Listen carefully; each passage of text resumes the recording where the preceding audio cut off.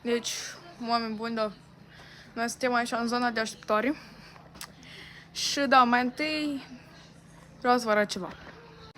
Deci, ăsta e tot panoul. Vedeți, 24/7, 2025. Deci, ghiciți la care dintre astea? Unde mă duc? La Antalya, la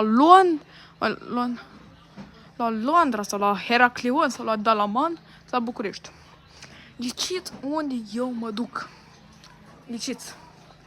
Și da, asta e camera. Așa că acum eu vreau să prezint cum arată zona de lux de la aeroport. Hai să vă arăt. Deci uitați-vă cum arată. Uitați-vă și de lux. Tu poți să pleci pe seara așa. Și așa e, ca la trambuline. Am și aparat de cafea. Avem și... Putem să ne luăm la orice vrei. Și Shrek, și Sprite, și croissant. Și... Ai de toate. Și băutura colce. Și energetic. Da. Deci da, și acolo intrare spre astea. Arată foarte bine.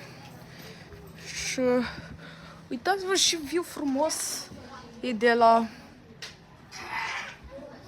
e aici, pur și simplu. Și încă o chestie de menționat în tabelă. Aici e o oglindă.